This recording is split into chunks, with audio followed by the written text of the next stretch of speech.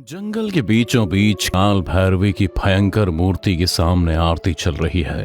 आरती की ऊंची ऊंची लपटों के साथ ढोल ताशे और मंजीरे की आवाज तेज होती जा रही है। गांव के सारे लोग इस आरती में मौजूद हैं। सबकी नजरें काल भैरवी की भयंकर मूर्ति पर टिकी हुई हैं और सबके हाथ आस्था और भक्ति में जुड़े हुए हैं कि अचानक ही आरती की लपटें और तेज हो गईं।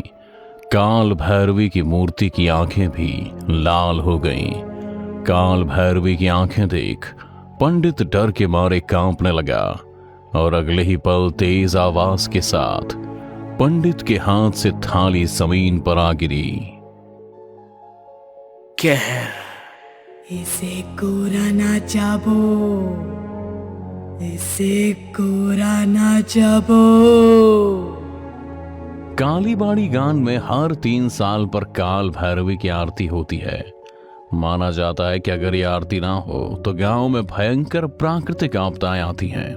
नियम के अनुसार गांव के हर एक शख्स को पूरी आरती में शामिल होना होता है और जब पूरी आरती नहीं करता फिर उसकी जिंदगी की सांस भी पूरी नहीं होती। सब लोग आरती में शामिल होकर अपनी श्रद्धा व्यक्त कर रहे थे। तभी एक लड़के का फोन बजा। क्या आज ही? ठीक है। इतना कहकर लड़की ने फोन काट दिया और अजीब सी मुस्कुराहट अपने चेहरे पर सजाए भीड़ से निकल अपने घर की ओर चल पड़ा। इधर लड़के के जाते ही काल भैरवी की आंखें पूरी तरह से लाल हो गईं और अगले ही पल आरती की आंख की लपटें तेज हो गईं, जिसे पंडित संभाल नहीं पाया और आरती की थाली जमीन पर गिरे। उसने चीखते हुए सबसे कहा, विनाश महाविनाश, अब इस गांव को नहीं बचा सकता कोई। काल भैरव ने हमारी आरती स्वीकार नहीं की। किसी पापी ने आरती में विघ्न डाला है। कौन है वो जिसे पूरे गांव की जिंदगी दांव पर लगा दी? कौन है जो काल का घास बनने को आतुर है? पंडित की बात सुन सभी गांव वाले डरकर एक दूसरे को देखने लगे थे कि अचानक ही सबकी सांसें एक पल को रुक गईं, क्योंकि काल भैरवी की आंखों से आग निकलने लगी थी, जिसे देख अगले ही पल सभी गांव वाले भागने लगे। भागो, काल भैरव अपने रोदार रूप में आ गई है। भागो, जल्दी भागो।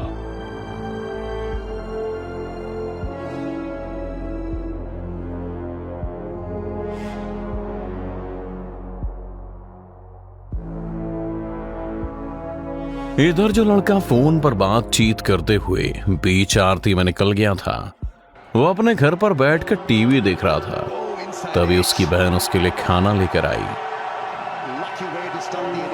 लो सुजीत, तुम खाना खा लो, मुझे भूख नहीं है। पता नहीं किस बददिमाग ने पूरे गांव को संकट में डाल दिया। पता नहीं अब क्या होगा। सुजीत की बहन सुजीत से बोल रही थी, पर उसका सारा ध्यान तो टीवी में था। इस पर गुस्सा खाकर बहन ने टीवी बंद करते हुए कहा, क्रिकेट के चक्कर में तुम्हें कुछ ध्यान नहीं रहता ना? बंद करो टीवी, चलो बंद करो। इतना कहकर सुजीत की बहन उसकी तरफ बढ़ी रही थी। लड़का भी सिर झुकाए सहमा सा बैठा हुआ था कि अचानक ही टीवी फिर से चालू हो गया।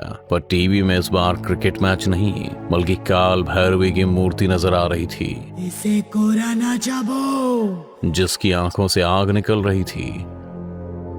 सुजीत, सुजीत, भागो, भागो, टीवी में आग लग गई है। बहन की बात सुनकर भी सुजीत अपनी जगह से हिला तक नहीं और टीवी से निकलती आग की लपटें धीरे धीरे सुजीत की तरफ ही बढ़ती जा रही थी। सुजीत की बहन ने सुजीत को बचाने के लिए जैसे ही उसे छुआ,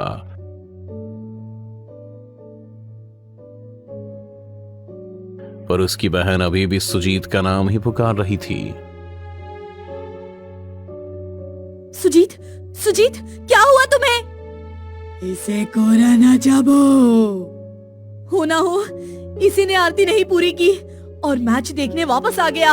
काल भैरवी इसे नहीं छोड़ेगी। क्या करूं, क्या करूं? मुझे हवन का भभूत लाकर इसे लगाना चाहिए। इतना कहकर बहन ने सुजीत को वो भभूत लगा दी, जिसके लगते ही सुजीत एकदम से बेहोश हो गया था। कुछ होश आया सरला दीदी, अरे मैं नीचे कैसे सो गया और आपने टीवी बंद क्यों कर दिया? कितना शानदार मैच दे रहा था। क्या तुम्हें कुछ याद नहीं? कैसे याद नहीं? हम बस मैच जीतने ही वाले हैं। क्रीज पर अपना माही ही है। इसे कुछ याद नहीं, पर मुझे पंडित जी से मिलकर सारी बातें कहनी चाहिए। पर नहीं, गांव के नियम के अनुसार जो भी आरती पूरी नहीं करता उसे गांव छोड़कर जाना पड़ता है। किसी को कुछ ना बताने में ही भलाई है। और अब तो सुजीत भी ठीक है। अगली रात पूरे गांव में मौत की शांति पसरी हुई थी। सरला भी अपने कमरे में चैन से सो रही थी कि अचानक एक चीख से उसकी नींद खुल गई। उसे किसी अनहोनी का एहसास होने लगा था। इसी सोच के साथ जब वो सुजीत को देखने उसके कमरे में गई, पर उसने जो देखा उसे देख उसके बदन का रोम रोम डर के मारे कांप उठा था, क्योंकि सुजीत हाथ के बल चल रहा था और इसके पैरों पर दो दिए चल रहे थे। बचाओ दीदी, मैं जल रहा हूँ दीदी, बचाओ दीदी, बहुत दर्द हो रहा है दीदी, बचाओ। सुजीत ने सरला को देखते ही कहा। सरला भी सुजीत की बात सुन उसके पैरों पर रखे दिए हटाने जाती है। उसने अभी दिए को छुआ ही था कि अगले ही पल सुजीत पहले की तरह अपने दोनों पैरों पर खड़ा हो गया, पर उसका चेहरा बहुत डरावना हो चुका था, जिसे देख सरला की आंखें भी नम हो गईं। सुजीत सरला से कुछ बोल नहीं जा रहा था कि जैसे ही उसने अपना मुंह खोला, इसे कोरा ना चाबो, इसे कोरा ना चाबो। ये कहते हुए सुजीत का आधा हिस्सा एक औरत का हो गया था, जिसके हाथ लगातार बड़े होते जा रहे थे। सरला भी उन हाथों से बचते हुए इधर उधर भाग रही थी, पर उसकी ये कोशिश नाकामयाब रही। बचाओ मुझे बचाओ कोई। इसे कोरा ना चाबो, इसे कोरा ना चाबो। सरला की चीख सुन पंडित उसके घर आ गया था। अरे ये तो काल भैरव की आवाज है। इसे कोरोना चाबो, मतलब इसे कोई नहीं बचा सकता। ए भगवान, अब इसके बाद पूरा गांव संकट में होगा। मुझे कुछ करना ही होगा। भभूत लगाते ही सुजीत फिर से बेहोश होकर जमीन पर गिर पड़ा। सरला भी अब आजाद हो गई थी। काली के काल को आमंत्रण दिया है तुम लोगों ने। अब बस अंधेरा होगा, हर तरफ अंधेरा होगा, कोई नहीं बचेगा, कोई नहीं। पंडित जी, कोई तो उपाय होगा मेरे भाई को, मेरे गांव को बचाने का। पंडित जी। हाँ है, पर बहुत ही मुश्किल। सुजीत को माँ काली की प्रतिमा के चारों ओर घूमकर कई महीनों तक आरती करनी होगी। चाहे कड़कड़ाती धूप हो या तूफान, परिक्रमा रुकनी नहीं चाहिए। तभी काल भैरव प्रसन्न होगी। उनके प्रसन्न होते ही अपने आप वो आरती प्रसाद के रूप में ग्रहण कर लेगी। वो प्रसाद खाते ही सुजीत ठीक हो जाएगा। पंडित सरला को सारी बात बता ही रहा था कि तब तक सुजीत को भी होश आ चुका था। उसने होश में आते ही पंडित से कहा, मैं करूंगा ये परिक्रमा। अगले दिन सुजीत अपने हाथ में आरती की थाली लेकर काल भैरव की प्रतिमा की परिक्रमा करनी शुरू कर दी। आरती की लपटें तेज होने लगी थी और सुजीत एक कदम के साथ एक पुरुष होता तो अगले ही पल वो काल भैरवी का रूप ले लेता और सबसे बस यही कहता, इसे कोरा ना चाबो, इसे कोरा ना चाबो। सुजीत की बात पूरे गांव में गूंज रही थी, जिससे सुन गांव वाले भी डरने लगे थे। इसे कोरा ना चाबो, इसे कोरा ना चाबो।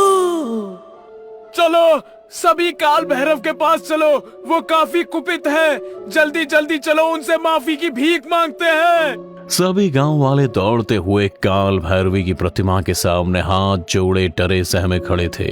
सुजीत भी काल भैरवी की प्रतिमा की परिक्रमा किए जा रहा था और हर कदम के साथ वो सबसे यही कह रहा था, इसे कोरा ना चाबो। सुजीत अभी बोल ही रहा था कि तभी काल भैरवी की आंखों से लपटें निकली और अगले ही पल सुजीत धूं धूं कर चलने लगा। ये देख सभी गांव वाले डर गए थे। अपने भाई को बचाने सरला उसके पास जा ही रही थी, तभी पंडित ने उसका हाथ पकड़ से रोकते हुए कहा, यही गांव के हित में है बेटी। पर जब तक सरला कुछ कर पाती, सुजीत चीखता हुआ चलकर राख हो चुका था। सभी गांव वाले ने उसे एक बलि समझ अपने मन को समझा लिया, लेकिन एक बहन से उसका भाई हमेशा हमेशा के लिए दूर जा चुका था।